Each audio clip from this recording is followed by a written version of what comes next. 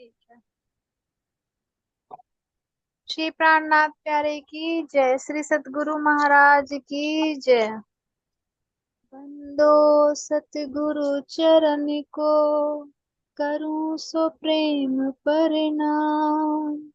अशुभ हरण मंगल करण, धन श्री देव चंद्र जी। श्री प्राणनाथ निज मुक्त पति, श्री मेहर राज शुभ नाम।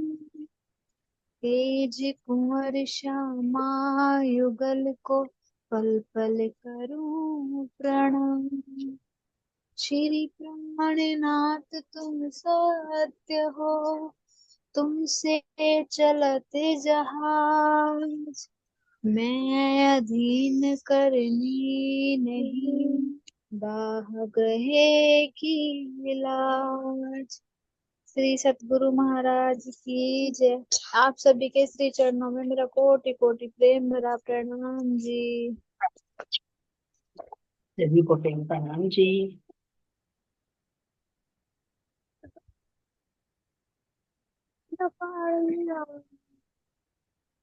हाँ जी। चलिए ध्यान और विरह के कारण महाराज जी के शरीर की कैसी दशा हो गई थी। चलिए सुनो सर जी। प्रश्न तो सभी ने पढ़ रखे है ना, बहुत अच्छी तरह से मेहनत करके बच्चियों ने टाइप करके भेज रखे हैं। किसी को राइटिंग की कोई प्रॉब्लम नहीं होगी, है ना। बहुत क्लियर समझ में आ रहे हैं। चलिए, सुमन श्यामा जी का हैंड रेज सबसे पहले रेज हुआ है। सुमन श्यामा जी, आप बताइए। जी। हाँ जी, महाराज जी का शरीर ध्यान में रहता तो मतलब ध्यान करते हुए तो ऐसा रह गया था शरीर उनका, जैसे लकड़ी का ढांचा था बन जा, हड्डियों का ढांचा, और सर भी उनका ऐसा हो गया था जैसे नारियल की खोपड़ी हो, जैसे नारियल ऐसा वो था उनका। जी बस जी यही है जी मेरा तो। जी जी जी, बिल्कुल सही। प्रेम सखी जी से और पूछ लेते हैं। प्रणाम जी। हम्म, जी, महाराज जी ना जब मतलब यहाँ पे ध्यान कर रहे थे ना राम मंदिर में, तो वहां की हालत है ना महाराज जी की ऐसी, मतलब उन्हें अपने शरीर का भान नहीं रहा था बिल्कुल भी। और मतलब उंगली भी जहां रखी रहती, यानी कि उनके शरीर का कोई अंग भी यदि उनके नीचे दब गया ना तो उन्हें उसका भी पता नहीं रहता। अब वो मतलब जब ध्यान करते थे शरीर से बिल्कुल अलग हट जाते जी, वो बिल्कुल ऐसे हो जाते बिल्कुल कि शून्य में पहुंच जाते। क्योंकि ध्यान ध्यान अवस्था में ना देखो, कुछ ऐसे भी सुने हमने महात्मा की, मतलब 12-12 साल वो समाधि लगा लेते तो क्या उनके ऊपर घास तक भी जम जाती, यानी कि वो अपनी श्वासों को जो हड्डियों के अंदर जो ये मज्जा हो ना इसमें ले जावे थे जी।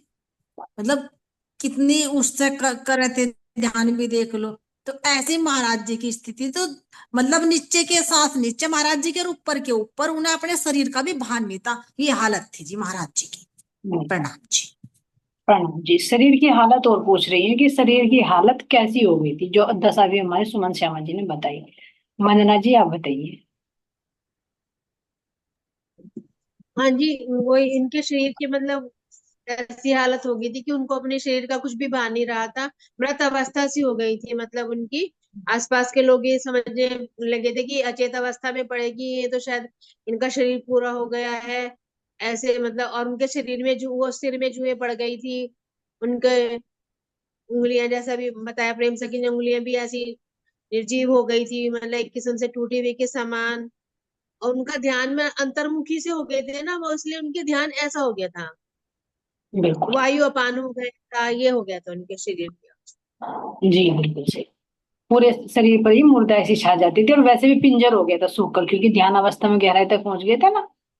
और जटाएं जो बढ़ गई थी सिर के बाल, तो क्या कह रहे हैं, उनमें भी लंबी लंबी जटाएं होने के कारण जुए तक झड़ने लगी थी।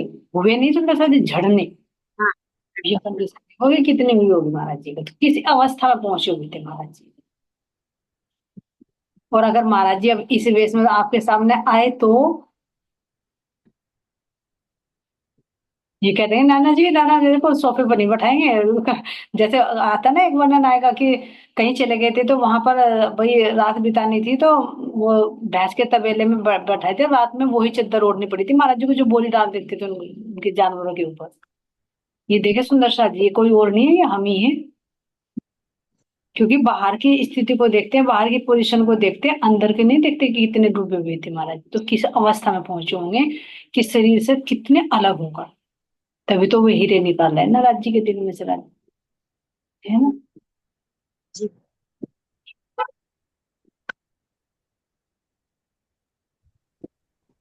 हाँ जी। राम मंदिर में क्या लीला हुई महाराज जी के साथ, राम मंदिर वर्णन करें। क्या लीला हुई थी। चलिए सुंदर शाह जी, मानिक भाई जी आप बताओगे।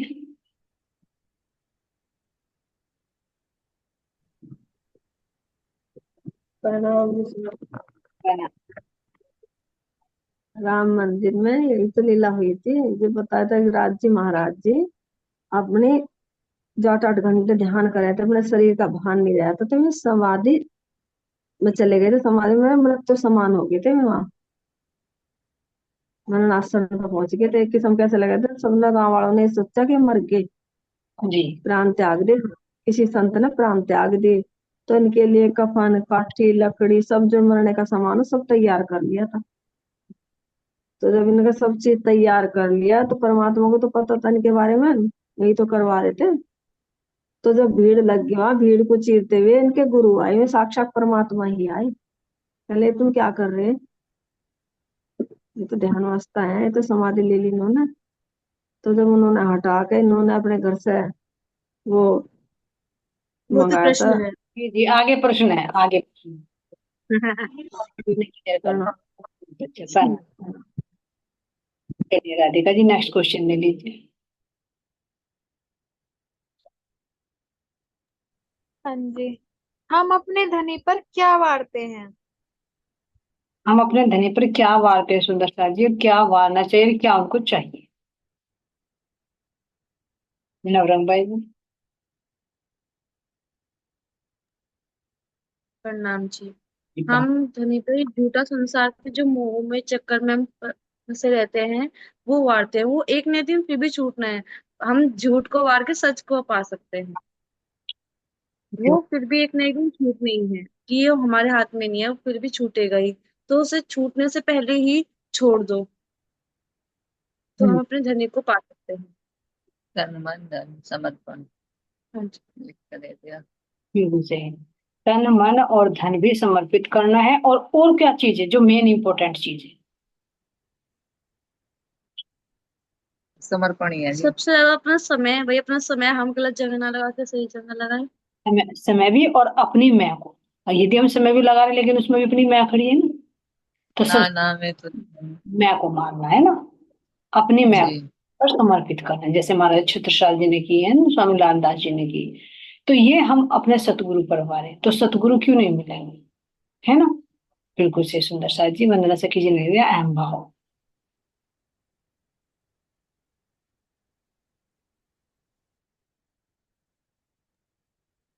हाँ जी आंटी, जैसे इसमें आंटी कह रहे हैं कि अपने मैं को मारना। जैसे हम बोलते हैं कि भाई हम काफी काफी टाइम ध्यान करते हैं, चितवनी करते हैं, मतलब सारा दिन ही हम राज्य की चर्चा में लगे रहते हैं, और कोई हमसे बाहर का आए, मतलब जैसे बेचारा जीव है उसे पता भी नहीं, और हम उसके सामने कह दें मैं तो इतने घंटे ध्यान करूं, मैं इतने घंटे पूजा करूं, मैं इतने घंटे यो करूं, मैं वो करूं, तो मतलब उसको कोई फायदा नहीं है, वो सब वेस्ट है। उसमें मैं खड़ी हो गई ना। अगर हम इस चीज को, हम्म। हाँ जी, अगर हम उस चीज को किसी के सामने रख रहे हैं कि मैं ये करती हूँ, मैं वो करती हूँ, चाहे हम 8 घंटा ध्यान कर रहे हैं, चाहे हम 2 घंटे, चाहे कितने भी टाइम, कुछ भी, तो सब वहीं जीरो हो जाता है फिर। अपनी की हुई सेवा ही अगर तुमने बता दी, तो उसका वो ही चला गया, फिर दूसरी अहम भी खड़ा हो गया। तो तभी तो कह रहे कि छिपके हाँ साय जी। खासर जी की स्वाद करे, हाँ जी। मोटिवेट भी करे, प्रेरणा भी दे, लेकिन ये तो नहीं कहा ना हाँ कि जी। उसका अपना डिंडोरा पीटे, अपना बड़प्पन चाहे। हाँ जी। अरे यही मान गुमान यही खाई बढ़िया खाई, कल आए थे ना प्रकरण में, छोड़ो रे भाई मान हाँ गुमान, जी। बढ़िया खाई। तो एक बाहर की हाँ, में जैसा खड़ी हो जाती है। जैसे अब बोल रखा है कि महाराज जी, मतलब सबने बोल रखा है कि अगर किसी को तारतम वाणी के बारे में पूर्ण ज्ञान है, पूर्ण तो नहीं हो सकता, लेकिन अगर जो गद्दी पे अधिपति बैठे हैं, अगर मैं किसी सुंदर साथ को ये कह दे कि भाई तुम किसी को भी नाम दे सकते हो, और वो इस सेवा को कर भी रहे हैं, और फिर वो कहे कि मैंने उसे नाम दिया था इसलिए वो आगे चल गया, या मैंने उसे यो ज्ञान दिया था वो आगे चल गया, तो वो भी गलत है, जी बिल्कुल सही। भले ही में चाहे गद्दी पे बैठे हो। हम्म। नेक्स्ट लो आंटी। नेक्स्ट ले लीजिए। हम कौन सी लाइन में खड़े हैं, बातूनी वर्णन करें। हम कौन सी लाइन में खड़े हैं सुंदर सा जी। बबीता जी आपने हैंड रेज किया, आप बताइए, फिर आनंदी सखी के पास चलते हैं।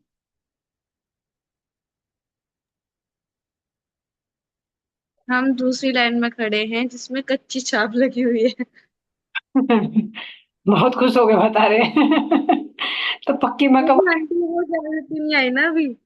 है। अभी माया में लगे पड़े ना, माया की इच्छा। हाँ, कुछ थोड़ी थोड़ी कच्ची, थोड़ी थोड़ी पक्की।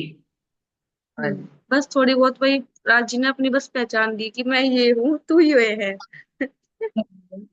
और प्रेम से कीजिए, आप बताओगे कुछ। जी प्रणाम जी। जी अ, बस जी कह तो भी शर्म लगा है जी, क्या बतावे जी, बस लाइन में तो कच्ची छाप लगी जी, पक्की भी लगावेंगे महाराज जी। जी समर्पण जरूरी है जी, तो तभी पक्की लगेगी जी, लेकिन थोड़ा थोड़ा महाराज जी करवा ही लेंगे जी, जब लग के शरण में उनकी। तो ये है जी, बस अभी तो विनती है राज जी महाराज जी से कि इतना तो हम कर नहीं पाते जी जितना करना चाहिए, हम्म। लेकिन अगर प्रयास करेंगे तो सतगुरु महाराज जी मेहर करेंगे, क्योंकि वे कभी धमका के कभी डरा के अपनी आत्माओं को जी रास्ता दिखाई रहे हैं जी, क्योंकि हम तो जन्म अंधे हैं जी। जी बिल्कुल है, लेकिन अब परम धाम की तो मोहर पक्की ही लगी हुई है कि हम ब्रह्मसृष्टियां हैं। भले ही ये जीव है, जीव हाँ जी। हमारा जीव की कच्ची छाप है। आत्मा की तो पक्की है ना, लेकिन जीव को अभी भी कच्ची लग रही है। ये नहीं कह सकते कि हाँ आत्मा कच्ची है, आत्मा की तो पक्की है बिल्कुल, वो कभी अमिट है, वो अखंड है, मिटने वाली नहीं वो। लेकिन जी। जीव। अगर जीव, हाँ जी, अगर जीव के भी लक्षण देखे जी, देखो किसी और के लिए भटकता नहीं कि भाई वहां जाना, ये इच्छा पूरी नहीं हुई कि वहां चले जाओ, ये राज्य महाराज जी ने बहुत कृपा कर रखी है जी, तो इसलिए मतलब इतना समर्पण नहीं है, लेकिन इसकी राह भी कुछ ठीक है। गलती तो जब करे है ना ये जीव, तो और तरीके से कर रहा है, लेकिन भटकता नहीं जल्दी सी कि भाई वहां चली जा, वहां तो ये काम हो जाएगा। बस इतना इस पे भी रहम है राज जी महाराज जी की, इतनी मेहर है जी, और शायद राज जी महाराज जी जो कमी है जी वे भी निकाल लेंगे। धीरे धीरे तो करेंगे। यही बिल्कुल सही। कौन, चलिए नेक्स्ट क्वेश्चन की ओर।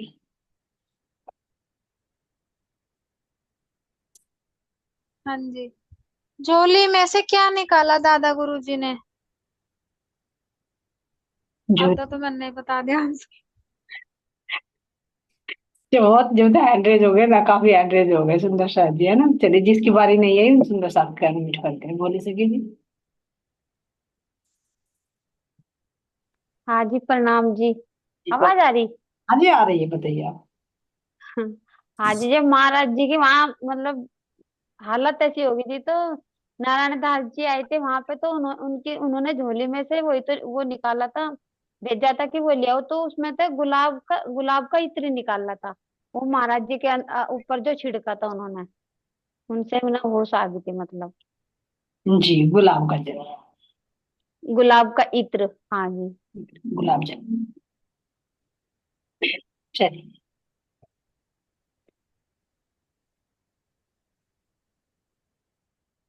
तो राधे जी राधे। सतगुरु तो ऐसे हैं नहीं जी, जो ये आत्मा ये जीव मर्त समान पड़ा था जी, तो सतगुरु महाराज जी ने तो आके से जागृत करा, ये छिंटाई तो दे रहे हैं अब सतगुरु महाराज जी, इत्र का वाणी के माध्यम से, ज्ञान के माध्यम से आत्माओं के मुख पे जी, तभी तो जागृत होने लग रही है।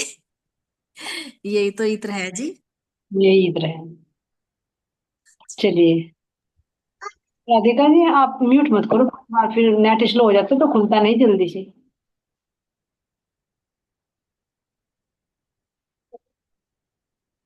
बिजी हो गई क्या?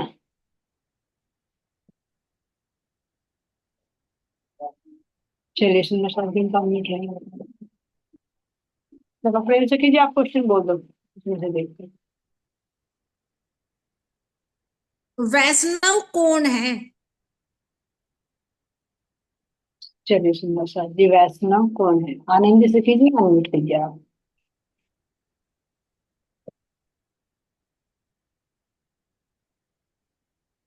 आनंद से कीजिए।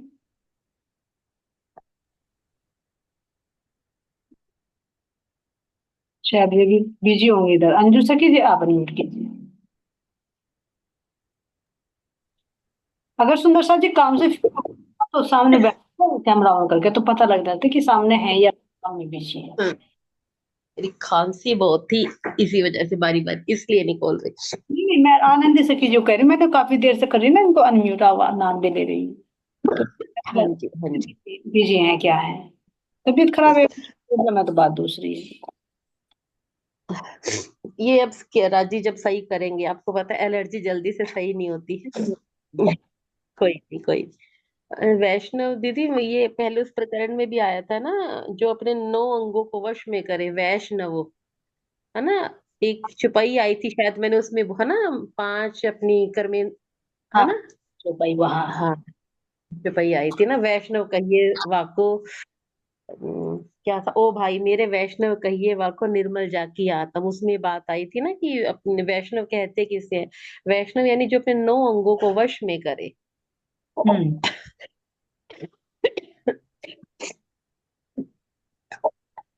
हम्म, आप अच्छे से डॉक्टर से कंसल्ट लो, उनसे थोड़ा सजेस्ट लो, ज्यादा प्रॉब्लम है आप। दीदी मेरे सारे टेस्ट हो चुके हैं, सारे। हाँ, ऐसा नहीं है, हर 20 दिन बाद डॉक्टर बुला रहा है मुझे। हर 20, वहां पन्ना भी थी ना, वो पता, सुबह शाम दवाई लेके सामने वालों को लग रहा था कि बिल्कुल सही हूँ, किसी को पता नहीं चल रहा था बीमार हूँ, पूछो सुंदर साज जी से। हम्म। लेकिन सुबह शाम ये रहती है, नाक बंद होना, सांस लेने में दिक्कत होना। तो अब क्या जो हो गया क्या। क्या कह रहे हैं फिर? और अभी तो एक्चुअली क्या है ना, बहुत डस्ट भी चल रही है, जैसे ये हाँ पटाखे वगैरह भी चल रहे हैं, उससे भी मेरे को एलर्जी है। हाँ, पोल्यूशन होता है ना इससे ज्यादा। हाँ, हर चीज से है। अब देखो फिर 20 दिन बाद अब बुलाया है मुझे, 29 को फिर बुलाया डॉक्टर ने, सारे टेस्ट भी हुए हैं।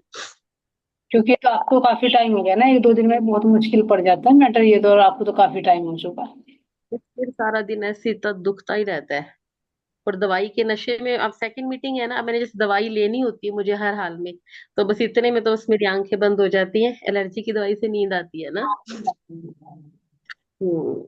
ठीक है, आपने बता दिया, यानी वैष्णव उसको कहते हैं जो अपने 9 अंगों को अपने वश में रखे। हम्म। बहुत बहुत जी धन्यवाद। इसका ये भी तो है जी, प्रणाम जी, इसका वर्णन थोड़ा सा, कि जैसे ये भागवत है हमारी, तो इसका खुलासा इसमें है ना वल्लभाचार्य जी की जो टीका है।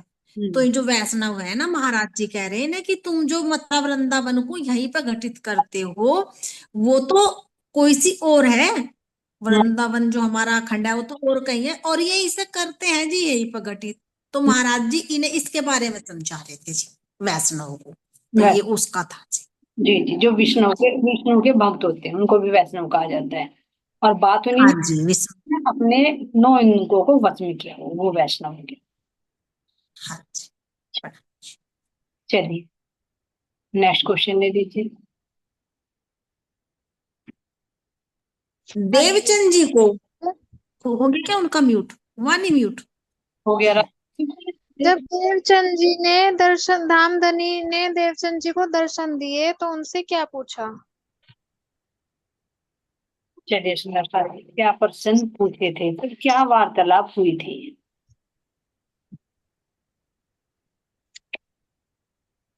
जी, इंदु से कीजिए, आप अनम्यूट कीजिए। प्रणाम जी। प्रणाम जी। जी, उनकी ये वार्तालाप हुई थी कि आप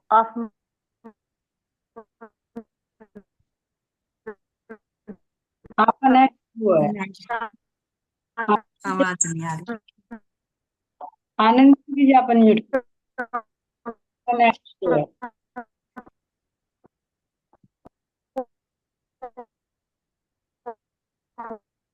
हाँ जी, प्रणाम जी। बोलिए आप। हाँ जी, उनसे ये वार्तालाप हुई थी। आपके हीरा जी ने ये पूछा, तुम कहाँ की हो, कहाँ के रहने वाली हो? हाँ मैं गई इतना तो पता नहीं, पर मैं ये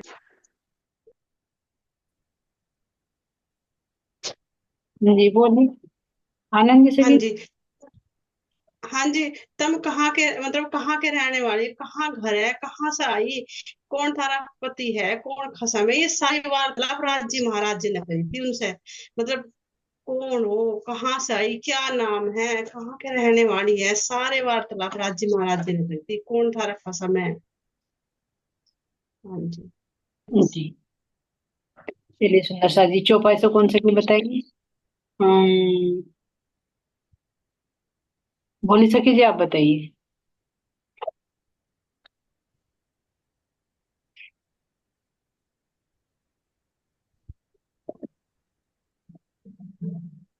हैंड लोअर हो गया। अच्छा जी ठीक है सुंदर सा जी, कौन कौन रह गए।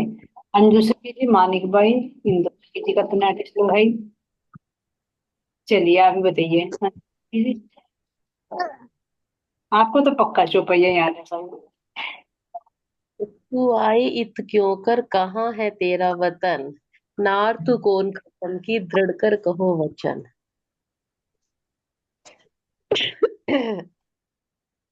जी बिल्कुल सही। चलिए प्रेम सखी जी, कुछ रह गए इसमें, ऐड करोगे। जी नहीं, इतना ही है जी इसमें। तो बस उन्होंने ये पूछा था ना कि लौकिक बातें करी थी ना, कि तुम्हारे वहां का राजा कैसा है, और उनका दर्द भी ठीक कर दिया था, और तुम कहाँ से आए हो, मतलब यही बातें, लौकिक बातें करी थी जी दर्शन। इनसे बस। दर्शन के समय प्रेम सखी, दर्शनों के समय जब श्याम जी के मंदिर में दर्शन दिए थे, भागवत कथा सुनते हुए। तो तब तो यही चौपाई घट बोली जी इन्होंने, यही तो पूछा था कि तुम ये- कौन हो, कहाँ से आई, तुम्हारा घर कहाँ है, तुम्हारा तुम्हारे खाविंद यानी कि तुम हो। तो मैं कहना चाह रही, चौपाई पूरी हो गई है थोड़ी कुछ। इत आई होकर। कोई और सुंदर शब्द बोलना चाहेगा। जी चटकर याद नहीं आ रही फिर। वचन वाली लाइन है ना, चटकर कहो वचन, कुछ इस तरह का आंटी, दूसरी चौपाई में।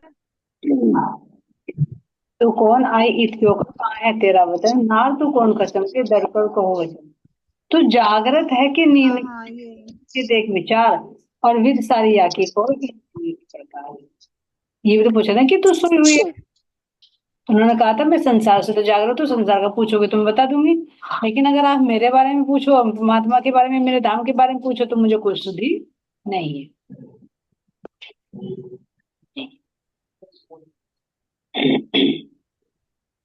चलिए।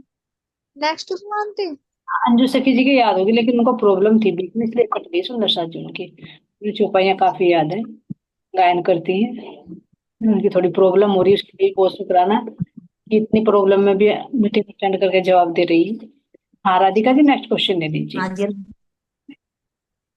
हाँ जी, नारायण दास जी ने महाराज जी से क्या पूछा। नारायण दास जी से, नारायण दास जी महाराज जी ने, यानी दादा गुरु जी ने महाराज जी से क्या पूछा, और कहाँ पर पूछा, ये सुंदर जी कहाँ का ये प्रसंग है। चलिए। मानिक भाई जी।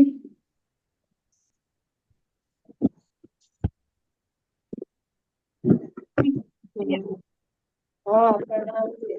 जी बन। दास जी ने जब महाराज जी को होश आ गई तो यही पूछा था कि तुम किस, मतलब ऐसे हालत क्यों बनाई आपने, भाई इतने ध्यान में क्यों गए आप, क्या चाहते हो, और किसकी खोज है, कहाँ फिरे, किसकी, मतलब क्यों फिर रहे, ऐसे वीरान क्यों फिर रहे, किसी की तो इच्छा होगी जो इतने ध्यान अवस्था में चले गए, शरीर की भी सुधि नहीं रही। तो उन्होंने ये पूछा था, जब होश माकुल आप छड़क लिया था ना, उसके बाद जब होश सी आई उन्हें, तो जब पूछी थी ये बात। हाँ। तो इन्होंने तो फिर उनसे यही कहा, इनने तो फिर यही कहा होगा, इनकी तो मुझे पता नहीं, लेकिन नारायण दास जी ने यही पूछा था इनसे। जी बिल्कुल सही। तो तुम्हें ध्यान अवस्था में क्यों चले गए एकदम ही, मतलब इतनी तो गहरी, जो आदमी फूकने को भी हो गए, तो तुम्हें इच्छा किस चीज की है? तो इनकी मन की बात ली थी। बिल्कुल सही। चलिए मोहित जी कुछ कहना चाह रहे हैं? ये कह रही थी आंटी छोटी। बोलिए। आंटी यही मतलब जो मानिक भाई जी ने बताया वही। हम्म बिल्कुल सही।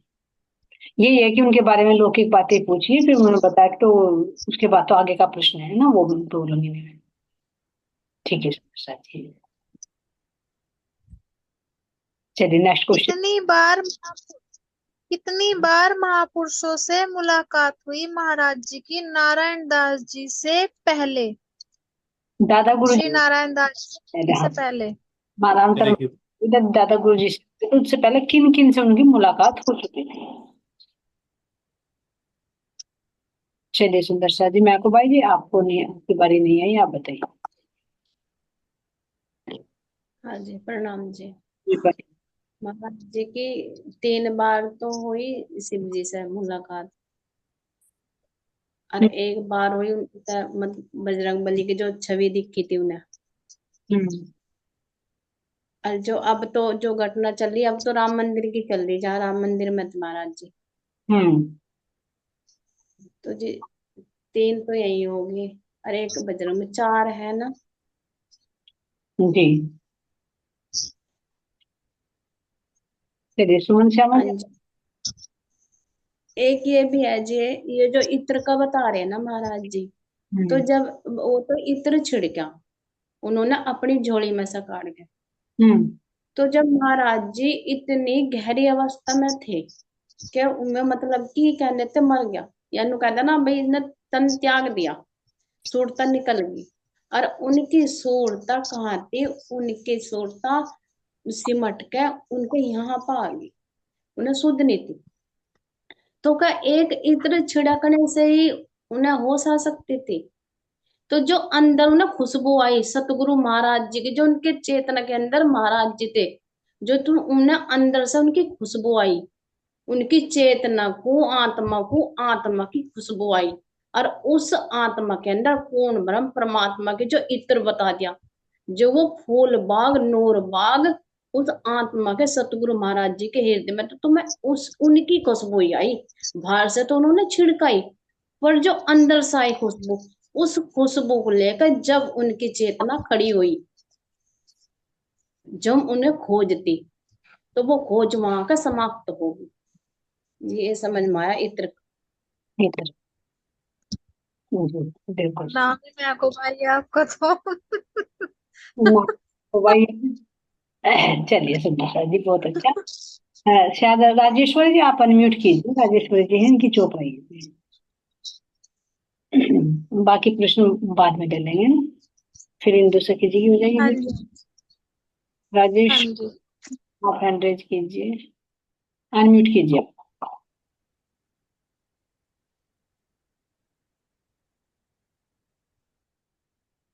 अनम्यूट कीजिए राजेश्वरी जी। प्रणाम जी। प्रणाम। प्रेम मूढ़मती या फंद में ओजे उपजत नहीं विचार, आप न चीने घर न सूझे, न लखे रचनहार। हे मूढ़ बुद्धि वाले लोगों, तुम लोग माया के बंधनों में, जी थोड़ा ऊपर करें आप जी, और ऊपर करिए, सिर्फ एक ही लाइन दिखाई देगी। आप अपने स्कोर कर लीजिए अपनी। जी जूम तो करनी, ये मतलब चौपाई तो पढ़ दीजिए, मैंने दोबारा पढ़ू? आप जूम जूम ना करिए आप। अच्छा अच्छा ठीक है। जी जी चलिए, अब दिखाई दे रहा है? जी इस प्रकार फंस गए हो कि इससे निकलने का विचार ही तुम्हारे अंदर पैदा नहीं होता। न तो तुम्हें अपने स्वरूप की पहचान है, और न अपने अखंड घर की, सृष्टिकर्ता परमात्मा के बारे में तो भी तुम नहीं जानते। ये राज जी महाराज जी, वो जो ये राम रतन जी महाराज कह रहे हैं सुंदर साध से ही, कह लगे कि मूड बुद्धि वाले लोगों, मूर्ख लोगों, तुम्हें इतना भी पता नहीं कि माया के बंधन में तुम सब कुछ भूल गए हो, तुम कहाँ से आए हो, कहाँ तुम्हारा घर है, और तुम्हारी क्या पहचान है। इस माया में तुम इतने खो गए कि जिस परमात्मा ने तुम्हें यहाँ भेजा, तुम्हें तो उसकी भी सुध नहीं है, बस माया में फंसे हुए हो, अब कर्म बंधनों में, बस अपना अपने काम से मतलब है, मतलब इतने फंस गए कि तुम्हें उस परमात्मा की अब होश भी नहीं रही कि वो कौन है, कहाँ है, मतलब अपने अखंड घर की, परम धाम की भी सुध नहीं है। जी जी, अगली चौपाई बोलू जी। जी जी। अपनी मत ले ले साधु बोले, शब्द भये अपार, बहुत शब्द को अर्थ न उपजे, यह बल सुपन ध्रुव तार। स्वप्न के समान झूठी इस माया की इतनी अधिक शक्ति है कि इसके बंधन में फंसे हुए साधु महात्मा अपनी अपनी मान्यताओं के अनुसार ही बोला करते हैं, जिससे अनेक ग्रंथ की रचना हो जाती है। परिणाम स्वरूप अध्यात्म जी परिणाम स्वरूप अध्यात्म के बहुत से प्रसंगों का वास्तविक अभिप्राय मालूम ही नहीं हो पाता। राजी महाराज जी कह रहे हैं कि सोपन की जो सोपन के समान ये झूठी माया है, मतलब ये संसार जो ये रचा गया है, जो इसमें माया है, इसमें साधु, बहुत से साधु संत, आजकल के साधु संत है जो महात्मा फंसे हुए हैं, जिन्होंने अपनी अपनी मान्यताएं बना लिया है। जैसे अलग अलग धर्म के हैं, वे अपनी अपनी धर्म के अनुसार ही अपनी अपनी मतलब भाषा बोलते हैं। कोई काल निरंजन तक है, कोई शून्य तक है, कोई बेहद तक है, मतलब अपने अपने उसकी वो रखे है कि मेरा वो अलग है, मेरा बड़ा है, मेरा ग्रंथ या मेरी मान्यताएं बड़ी है। लोगों को भी फंसाव रखा है अपने उसमें चमत्कारों में, और लोग भी उनके चमत्कारों में फंसे रहे हैं माया में।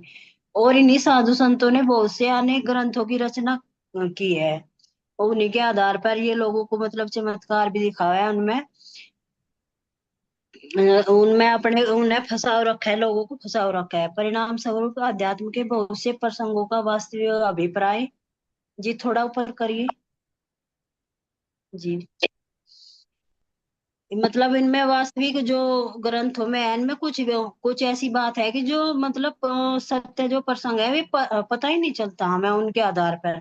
वे उनमें लिखा कुछ है, उनका भाव कुछ है, पर वे उसे मतलब जानते नहीं, वे उसे जो अपने आप को जाने है नहीं, मतलब वही लोगों को बताया, उन्हें पूरी वास्तविकता इन ग्रंथों की पता ही नहीं। पता ही नहीं। जैसे पहले हमें भी नहीं पता जी, पहले हमें भी तो नहीं पता ना थी। जी तो जी, जैसे तारतम्य मिली तो इनसे ही, हमें भी तो इनसे ही थोड़ी बहुत जो मालूमात है इनसे ही हुई है ना। हम्म। जी, दृष्ट पे भी लिख पढ़ लीजिए इसमें।